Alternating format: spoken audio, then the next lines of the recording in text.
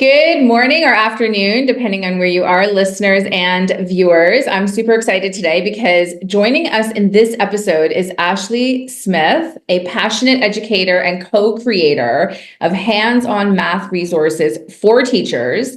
And I'm especially interested in interviewing Ashleigh because she runs her Teachers Pay Teachers store with a business partner. So her and her business partner, Alicia, have built a thriving TPT store, and they are exploring exciting new ways to support educators. They're looking at membership sites and personalized resources. And today she is sharing her journey with all of us. So I cannot wait. We're looking at the challenges, the rewards of collaborating as a team, the insights they found with growing the business while balancing family life because they both have young children. So get ready. Be inspired by her expertise and creative approach to education. The name of her store, if you want to check it out, because you definitely should, is Rainbow Sky Creations. And I just can't wait. Ashleigh, thank you so much for joining us today. Thank you so much for having me. I'm super excited to get stuck into some of this stuff that we're going to be talking about. I know. I can't wait. Let's get into it. So how did you and Alicia decide to work together as TPT store business partners? Because I know that's not a normal thing for teachers to consider. But if there is a teacher out there who might be thinking about it, what advice would you give to that teacherpreneur who might want to do the same thing?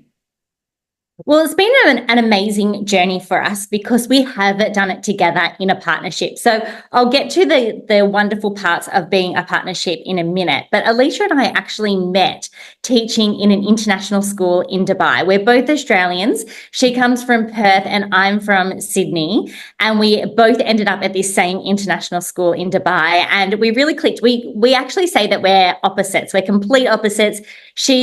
You would meet her and you would meet me and you wouldn't think that we're a likely match, but we just had the most fun together when we lived over in Dubai. We used to go on all of these adventures together and we traveled to Syria just before the war broke out. We did so many amazing things, but that's not really where our business started. That's where our friendship started. So we had that friendship and then I moved back to Australia. And then many years later, Alicia moved back to Australia. We kept in contact and she had a bit of a sore back when she moved back and she moved back in the middle of the school year. So she couldn't do a lot of casual or supply teaching, as I know the Americans call it. So she decided she was going to start making clip art to sell on Teachers Pay Teachers. And that's where I came in. She said to me, there's a new Australian curriculum. I know that you've been delivering how to teach that because I was in leadership at the time. Do you think you could take some of my clip art and turn it into resources that match the new Australian curriculum? I was just about to have my first baby. Then I did have my first baby and we dived into it. And really, we haven't looked back. It started out as just a hobby. She was trying to sort of do something on the side, keep herself busy while she couldn't work as much with her sore back. I was trying to keep myself busy while I was at home with a baby, and it turned into Rainbow Sky Creations, and we could never have guessed that it would. I remember telling my dad, who's also a teacher, when we first started about this idea of selling resources, and I was saying, it's low cost, high volume. That's kind of the idea in this business. I didn't have the terminology to describe it like that back then. And he said to me, you know what, Ashleigh, that business will never work. And my dad's really supportive normally. And now I like to remind him all the time and say to him, look, Dad, look at this great life I'm living for the business that you thought would never work. So here we are today. But I think one of the wonderful things about being a partnership, as I said, Alicia is the yin and I'm the yang in our business. We're both very different, but we have similarities on how we like to teach. So we're able to look at different resources and different projects that we're taking on from two different perspectives and really help those sorts of teachers that are that sort of type A teacher that's super organized, that likes things a particular way, that's me, or that teacher that is sort of goes with the flow, is a little bit more disorganized, but more relaxed, that's Alicia. And so we're able to combine our two superpowers to really meet the needs of a whole heap of teachers. Plus, we're able to cut all of those different jobs in half because there's so many different things to do as TPT store owners.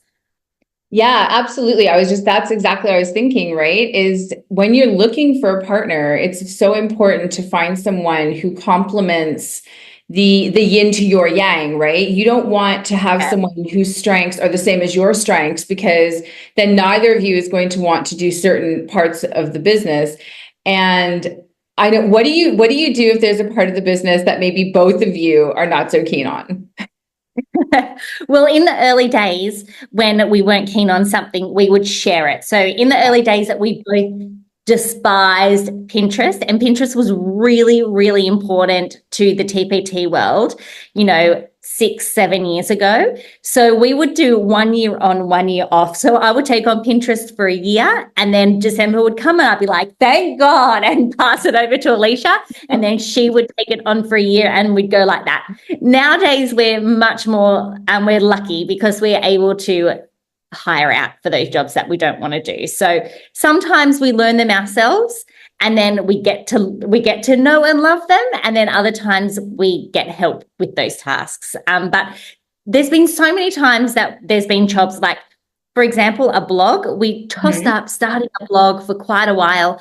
I did not want the commitment of writing a blog every single week, but we both knew that it was going to be important to our business. So we did. I took it on. And I love that blog like it is one of my children now. Baby, right? I love doing it. So I've learned to love it. I've learned to become really good at it. I've learned to be quick at it. And it's just an important part of our business. So there's definitely things that, over time, as you get better at them, they're not as bad. Absolutely. And I think, the ultimate goal is to be able to possibly hire someone to eventually, do the things that you're not so keen on. And I read a book by Dan Martell. It's like, buy back your time, right? It's brilliant because he talks about that exact same thing. The things that don't light you up, you should be investing in someone else's time to get that done, because it'll take you longer because you don't like it.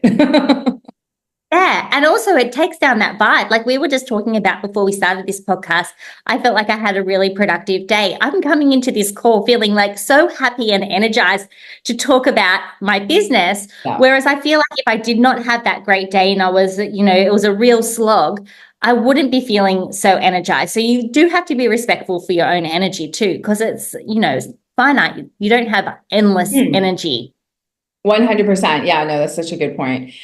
So is there anything like that you did at the beginning of having your store that if you could go back, you would do it differently?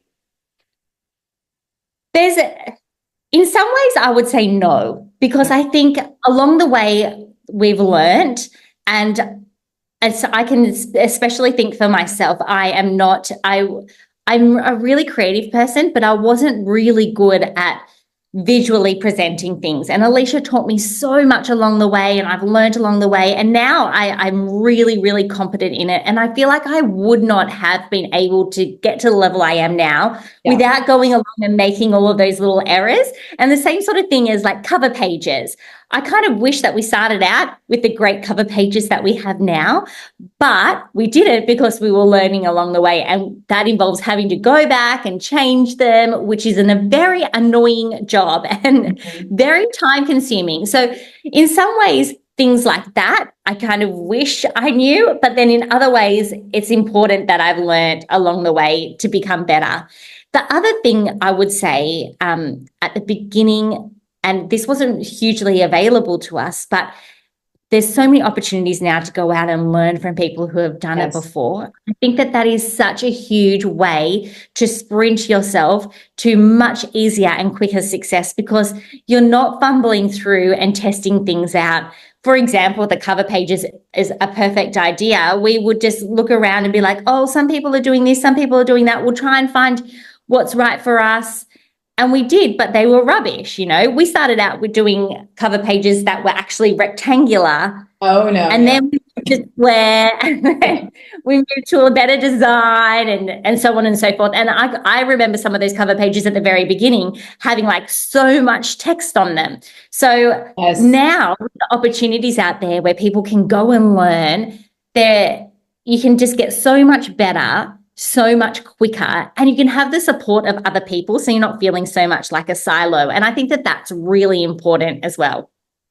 It's funny because I'm doing this interview with like this interview series with TPT sellers like you. And the two women I interviewed before you said exactly the same thing. When I asked them, they were like, they would have learned how to do the thumbnails better, because that is the first thing that people look at, and you have to go. Now they had to go back and they had to sort of fix them. So this is a lesson to all the teacherpreneurs out there. Figure Yes. out the thumbnails first. Like, make sure because the worst thing is having to go back. And understanding almost like your clickbait too, right? You need to get your point across in 6 words or less, basically, in order Yeah. for them to click and see that. And luckily today we have ChatGPT or one other AI model, any model you want to use, that will help you do that. So there's, definitely, resources available to help. But again, the fact that you're the third person that said that, clearly it's a big thing.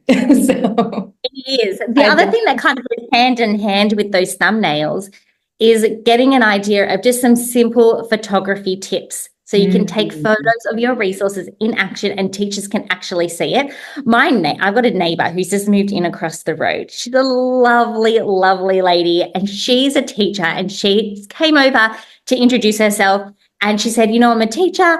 I'm thinking of starting a teachers pay teacher store. And I said to her, that's what I do. I can't believe this. So I've been mentoring her along the way, and she's just started her store. And one of the things that she's done is she's created these great resources, and the resources are fantastic. So I said to her, print them out, come over to my house, we'll get out some of the bits and pieces, and I'll show you just some ways to take photos to put them on your covers. She's got her own design of her cover pages and her thumbnails, and they are brilliant. And I think they really stand out as a new seller because she has the photos there, and she's just really thought clearly about putting a title there, not too much other text, and that clear photo. That's amazing. Yeah, definitely. That's so cool. And well, yeah, now you can also show her the video as well, or even the ones before this, because if she's a new teacher, right, the more you watch and get tips from people who've done it, the better off your vision will become. So that's very exciting. That's so cool that she was like meant to be. She moved across the road from you. I know. It was a lot of fun. It was actually really great the other day when I ran out of green paper. I never really had somebody that I could say, do you have any green paper? But I just sent her a quick text saying, do you have any green paper? Because I knew that she'd just gone and got supplies. So it's very handy for both of us. That's amazing. That's so cool. So with regards to social media, I know we were talking about Pinterest earlier, which I think is still valid with teachers, paid teachers personally, but I know there are so many other social media platforms now too. So how has Instagram, for instance, or other social media platforms that you use, you can let us know what you use, played a role in driving traffic to your TPT store? Because I think that's what also people forget sometimes, is that other social media platforms can help your store stand out because it drives traffic to your store directly, right? As opposed to just like someone searching for a product and you might come up. So what tips would you share for creating sort of that engaging content that can help drive the traffic? Sure. Yeah, I think that newer sellers, it's really hard because you are relying on that TPT algorithm to get people to see your stuff, and you don't necessarily have a following on Instagram or TikTok or anything yet in order to be sending traffic to your TPT store. But we are huge believers that you need to be sending traffic to TPT as much as TPT is helping you with their algorithm. So it's kind of one way that you can take your marketing into your own hands and get your resources out there so people can see them. So yes, we still do use Pinterest. We've got somebody who does that for us now. Thank you, Lauren. We love that you do that for us. And our pins have evolved over time, and now they're really branded, and they really fit in with the look and feel of our brand in our store. Right. But we've got a Facebook page. We've got a Facebook community that is like a podcast community, because we have a podcast too, but we can talk about that later. We've got TikTok and we also have Instagram, but Instagram is sort of our main channel. That's the one channel that we really focus on getting that traffic to our TPT store on a regular basis. So over the years, again, it's one of those things that we learned by trial and error. Lots of people look at our Instagram now and they go, wow, how did you do that? And the honest answer is always just consistency.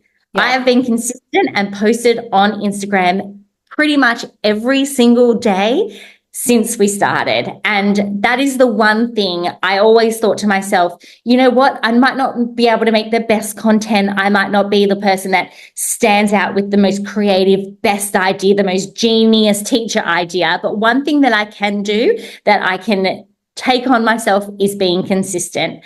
And that has paid off so much, because Instagram is pretty much our main source of traffic to TPT now, besides the TPT algorithm itself. Wow. And I know that when we post things on there and we send people the links, we can see the results in our sales. So it has made a huge difference. We do the same on TikTok. It's not as easy on TikTok. That's more of a get to know us kind of platform. Exactly. It's more personal, and yeah, I agree with that.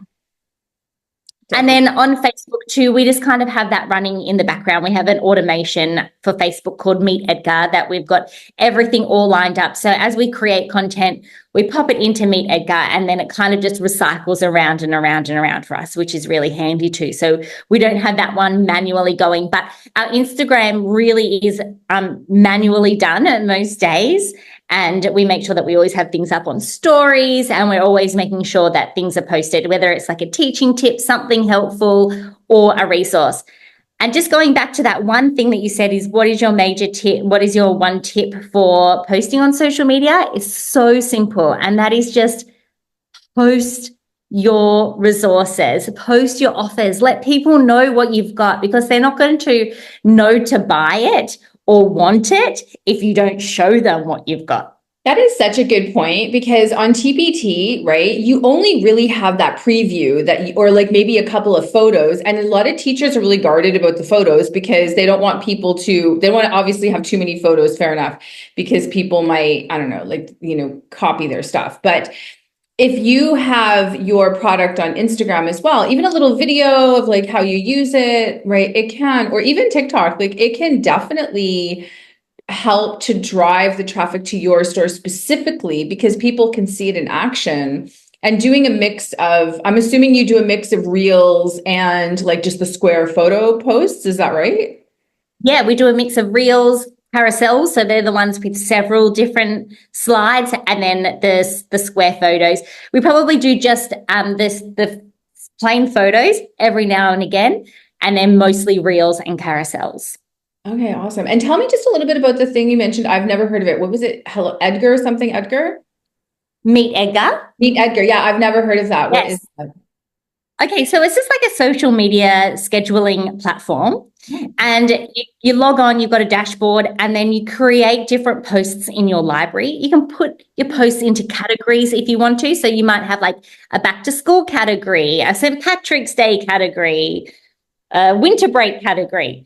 And you pop all of your social media in there. So you put your photo with a caption, you save it to your library, and then there's like a big, like a timetable scheduler. Okay. You can say, I want all of my back to school posts to go out on a Monday, Wednesday, and Thursday. And then it'll just recycle through all your back to school posts. So if you've got 10 different posts in there, it'll go through all 10 on each of the days. So it'll post one each day. And then when it gets to the 10th one, it'll go back to the first one again. So you never run out of content. It's recycling the content. But we've got hundreds and hundreds of things in there now, because over the years we've created all of this content. So we might have like 25 back to school things, right, or different posts for new teachers, and that's how we do it. So we turn different categories on and off depending on what the time of the year is, and then some categories are just evergreen and we just have them running all the time. So on a Tuesday we might just have an evergreen category running, so every Tuesday something's posted on Facebook that's just teacher related, doesn't matter what time of the year it is, but we have something posted there. That's incredible. I love that. I love that because it's true. Like sometimes, you have a piece of content, by reposting it 2 weeks later, you hit a different audience, right? There are definitely people who didn't see it the first time. So for sure. We are massive fans of repurposing all sorts of content. We love recycling and revamping our content. And one thing, even what we do on Instagram, which is our main channel, is that we recycle our content. And because teaching is really like that yearly annual kind of thing, like in March, we all teach the same sort of thing every single March. And in April, there's always the same events in April. Yeah. I go back and say, okay, what have I posted in October last year for Halloween? Look at what did really well. Pop those into my planner of what I'm going to post, and then I might make up some new things or post some different new content as well. But over the years, because we've created so much, right now we're doing Christmas content, and we've got years and years and years worth of reels and carousels and posts for Christmas. So I can just pick and choose what I feel like our audience needs best. And also make sure that we've got those offers sprinkled in so they know to go to our store to find that solution. Yeah, that's amazing. I absolutely love that. So with regards to growing the store, I have two questions. So was there anything that you stopped doing because it didn't work? And have you changed anything or done anything differently to drive more traffic? I know you were talking about the podcast as well. So yeah. So was there anything you stopped doing because it didn't work? And have you changed or done anything differently since you started? I can't think about anything that we've stopped doing.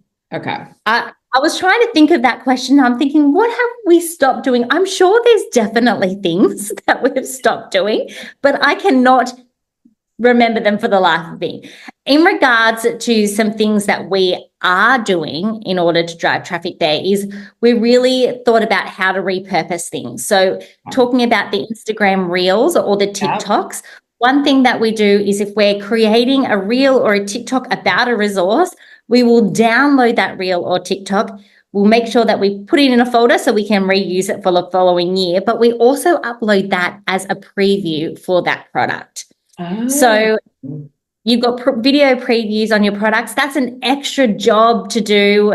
I know when they first came in, TPT sellers were like, oh my gosh, it's another thing to do and it's really time consuming. But they give you those videos, those little reels, give you a snapshot of what the resource is. Absolutely. And that's perfect. Yeah, totally perfect. So what a great idea. Little things like that. That's something that I feel like that's one of my superpowers is learning how I've learned to repurpose things over the years in order to sort of work smarter and not harder, because I think that's so important. A skill that we need to know as teachers anyway, but especially as busy teacherpreneurs. Other things that we've done to grow our store is we've put into place ManyChat, so a DM automation on our Instagram, because our Instagram is quite big now. It stopped us having to manually reply to all of the messages of people who want those links. So ManyChat has been a massive game changer for us. We've actually had someone help us put together some flows. So it's like a little mini funnel inside Instagram, and that has been wonderful as well. Wow. And the other thing I would say is just double down on those bestsellers. I think sometimes we think, oh, our audience has seen that before. Our audience already knows that. But if your bestseller is a bestseller for a reason, and so it's important to always put that in the spotlight. So one of the things that I do for our bestsellers is I say, okay, have I made some different reels on how that bestseller works? I might include a reel, film it once on how it works, explain it as a voiceover reel. Then the next time I get that exact same reel, and I'll copy and paste some testimonials, so some feedback that I've gotten from buyers. Oh, that's good. Then I might get that exact same reel and put some common questions as text over the top and answer the questions. Then you've reused that piece of content 3 times on your socials, but you're putting it at the forefront of people's minds. I'll also make sure that we've written a blog post about that. We'll make sure that there's some pins out there that's about that particular resource. So we're always just trying to make sure that we're putting those bestsellers out there. And you know what? The buyers don't run out. There's always new teachers that want that same resource. Exactly. And there's always like, yeah, you're always building your audience, right? So just because you think your audience might have already seen it, what about your new audience? Or what about like the fact that your audience could share it with other people that they know? Maybe they didn't share it before, they're going to share it now. There's always that possibility of growing the product. That's very good advice, is taking your bestseller and just like keeping it at the front of people's minds, and showing people how it works, like repurposing the content. I love that. I love that idea of putting questions and answers about the product as well, because it's almost like you're anticipating the question that the person viewing the teacher might be asking. And you're like, oh, here's the answer, right, to that question about this product. And then the teacher's like, oh, amazing. And it just helps them go and buy the product now because they know the answer.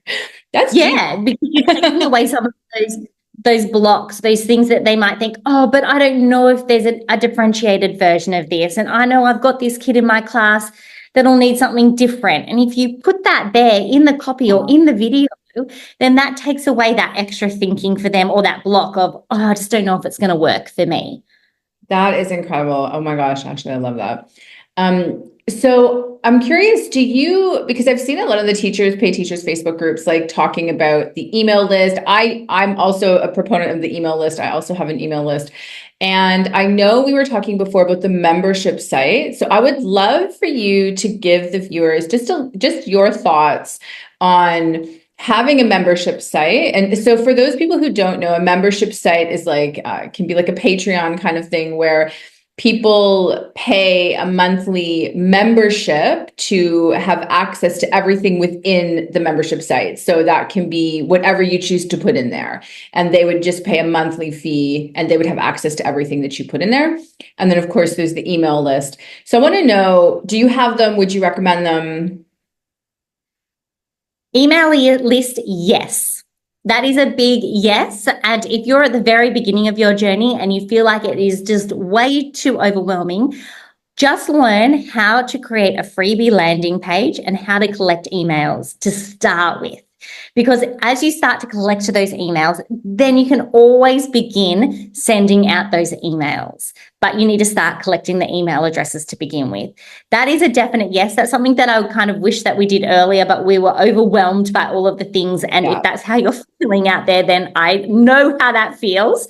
But definitely start that email list. There's loads of different resources and people out there that teach you how to do that. Yes. What platform did you use? With ChatGPT these days, it's so easy just to mock up weekly emails. So easy. You don't have to think from scratch. Actually, I'm getting off the question here a little bit, but one thing that we did at the beginning, and we still do use this strategy to help us now, is that we have our blog posts that we write, and then that whole list of blog posts that we had, and we've got hundreds of them now, we use those to help us write our emails. So if it's October, let's use that as a good example, and it's a Halloween time, we might go in and have a look at different Halloween blog posts that we've written, and we'll just adapt them slightly into our emails. Now, you could actually just copy that and paste it into ChatGPT and say, can you please turn this into an email for my subscribers? Or just give them a snapshot and then put a link to your blog. We do the same thing for our podcast. So our podcast episodes, we just base them on a blog post that we've already written. So we're not writing scripts and everything from scratch.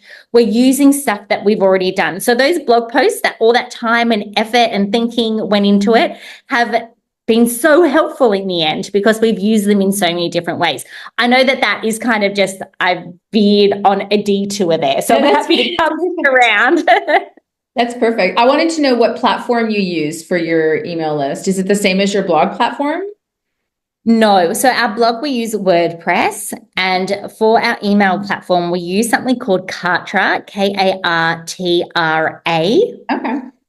And the reason we use Kartra, this actually fits in perfectly with the next part of your question, is because Kartra is where we host our mini courses and our membership. So it's an all-in-one where we can email our members, well, we can email everyone on our email list, but also provide our members content. Okay. So that's why we have it all in one. We used to be with MailChimp back in the day before we had all of the other bits and pieces of our business. But yeah, now we use a platform called Kartra. Okay, amazing. And that's definitely good to know. I think if you want to make this into something bigger, I think the email list is quite important, right? Because you can market directly, you can talk about new products, like you said, you can link to your blog post or your Instagram, like all of that. So I think it is incredibly valuable. And what are your thoughts on the membership site? Sure. Just one other thing on that email list. If you're emailing everyone on your list, you're keeping top of mind. Not everyone that you post on social media, not every single one of your followers is going to see something, which is why we were talking about repurposing things. Yeah. But in the inbox, you know it's going to be delivered there. Whether they open it or not is a different situation. But even it being delivered and them looking at you and deleting it, you're top of mind. So that is one really great way. Email marketing is a really great way just to keep everyone remembering you. And we've had lots of success with making sure that we're emailing our members and giving them offers of our resources. That's one other thing that I would say, as well as your social media, tell people what products you've got, okay? Because everyone else is in their emails selling things. You need to be in your emails selling things too. Be helpful, but also provide the solution of your resources. Right. Okay, so membership. So we have got mini courses that we run for teachers, and we also have a membership. So we've got 3 mini courses, and we call them mini courses because you could really get them done within a day, and we host them within that platform called Kartra. And we also have a membership for new teachers that we host in that platform, Kartra. It's actually funny because we were talking about this earlier, but we are actually closing down our membership, our current membership. We are looking into and just brainstorming how we want to recreate the membership. But something that I would really say before you dive into the world of memberships and providing that service is, how do you want your membership to run and what problem are you solving with that membership? Because one thing for memberships is that your teachers or your people are expecting new and fresh things every single month, and you need to be able to provide that. Yeah. You need to be able to justify that money coming out of their account every single month. Yeah. And there's a lot of behind the scenes things that you've got to do with memberships. So you've got to be able to set them up. You've got to have a place for everyone to go in order to access things, and it needs to be super simple. So we've got a portal where they access all their resources, and then we have a Facebook group. And we also email them. So it's quite a few different channels, and people can get lost in that too. So you've got to have a really great onboarding system so everyone knows exactly what they're going to get, how they're going to get it. You also have people like losing passwords or not being able to log in. So you need to have some sort of customer service set up in order to be able to help with that. And then probably the biggest negative about memberships is the churn, which is when people cancel their membership, because it can be really disheartening. And one thing that I would highly recommend if you're going to set up a membership is have somebody who manages your inbox so you don't see all of the people canceling when they cancel, because it can be really disheartening. It's a part of memberships. People are going to cancel. And you need to have tough skin and thick skin, but at the same time, it's not always nice to always receive those emails. So we have somebody who manages our inbox for us, and it's great. She'll only contact us if there's a problem or if there's a mishap. But other than that, she just kindly sends the people on their way, asks them why they cancelled, if we can help them anymore, and she deals with it. So we're not constantly being bombarded with the negativity, because then it's hard to keep the momentum going with providing new things for the members. That is very, very good advice, because I think that is the thing about a membership. Like if you are a full-time teacher, I would definitely not recommend a membership site because No. you have to provide a ton of value because you have to show your members that it's worth them being in this program with you, right? And Yeah. yeah, and I've seen that as well with membership sites that you have to always be like behind the scenes and you have to have like this new video or like, there's just all these things that come along with it. So I can see, but good for you for trying it. Like, I think that's fantastic. And I'm glad. I think it's also so important from a seller's point of view or from just an even entrepreneur's point of view, teacherpreneur, that if something's not working, reflect, figure it out. If it's not bringing in what you need it to do in your business, then it's okay to switch it up. Like that's what business owners do, right? Like we make a plan. Yeah, that's right. And I think some of those most successful business owners that you see out there, even the successful teacherpreneurs, they've had all these fails that you haven't seen. Yeah. And then you just see the one success and you go, oh, wow. But you haven't been there along the way with the things that haven't quite worked or the things that they've had to change. So I really, really agree with that for sure. Yeah. The other part I would say about memberships is that try not to overcommit to things that will pass your boundaries. That's one big mistake that we made, is that we said that we would have a monthly Q&A, a live where we would come on live. And the thing is that we needed to do it at a time that teachers could do it, which was in the evening after school. Right. But both Alicia and I have young families. And by the end of the day, in the evening time, I was totally exhausted. I couldn't go live. I was so tired and it was always a struggle. And I'd sit on the couch and I'd say to my husband, oh, I've got to go and do this live now, which is not the energy that you want to bring into it. And then Alicia would be the same. And then we'd get there and only a couple of people would show up and you'd be like, oh, is this even worth it? So that's the other thing, is start how you know what you can follow through with, not just because you've seen other people do this in their memberships. You know what I've seen that I really like? I've seen this in some of the podcasts I've done is people will the host won't do a live. They will ask for questions and then they will record their answers to the questions. And then they will put that on either the podcast or in the membership site. So you can record the answers in your own time, but they ask the community, like, send me your questions. We're going to do it. Like we're going to answer them on a recording and we're going to put the recording in the membership site so you can see and listen to it in your own time, because teachers are also tired after school, right? Like exhausted. So it's difficult to be like, oh, now I've got to go and onto this live because I want to know what's going on. So that's also a thought. Like if any of the teacherpreneurs out there want to answer questions, but don't want to do lives, that's definitely what I would do. Yeah, I think that's a great idea. Really, really good idea. Because you're right. It's not only tiring for us, it's tiring for the teachers too. Yeah, no, definitely. And okay, Ashley, final thoughts. What is one piece of advice that you would give to a new TPT seller? I would just say, get out there. Don't sit back on a resource or on an idea. You've got to put yourself out there. It's hard. It is really, really hard. I remember when we first started creating resources, and this girl I used to work for, who was lovely, sent me a message saying, I've downloaded some of your resources. And I was so embarrassed. I was like, oh my gosh, are they going to be up to scratch? Are they going to be okay? I want everyone out there to know I do not feel like that anymore. If someone messages me and says, I downloaded one of your resources, I think they're going to love it. So you've got to get started to get moving. And the only person holding you back from that is you. Yeah. So just get going.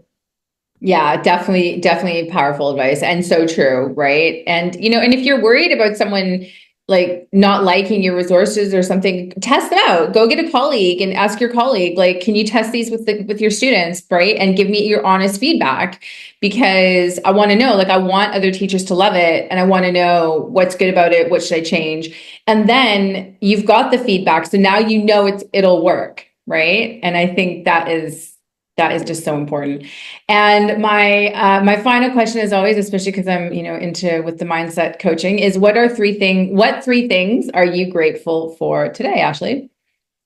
Oh my gosh. I'm honestly, because we're talking about our TPT store and our business, I'm so grateful for the business and what we've created, because now I get to live a life where I'm chatting to you. I can go and drop my kids off at school every day and I can pick them up every day. Yesterday, I went to a school assembly in the middle of the day, and I'm able to do that because I've created this flexible time. And I know if I was a teacher in the classroom, I just wouldn't have that opportunity. So every day I'm like, this is the best job. I love doing it. Yeah. And I have a flexible life to be there for my kids. So that's the first thing I'm super grateful for. I know that you're in South Africa and I'm from Australia. We didn't really say that at the beginning, but you probably didn't from my accent.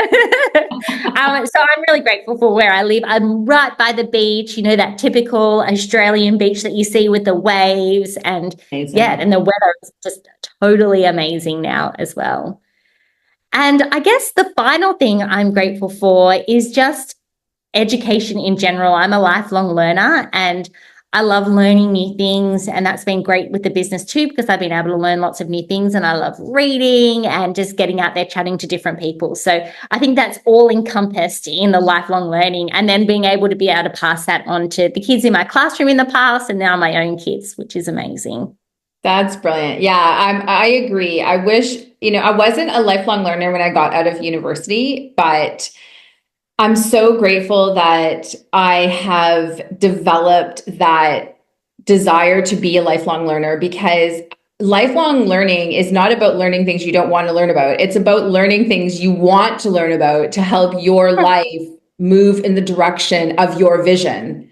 That is what lifelong learning is. I think a lot of people associate it with, like, you've got to keep learning things were doing in high school. No. It's about, you can learn anything. That's what's so amazing about it.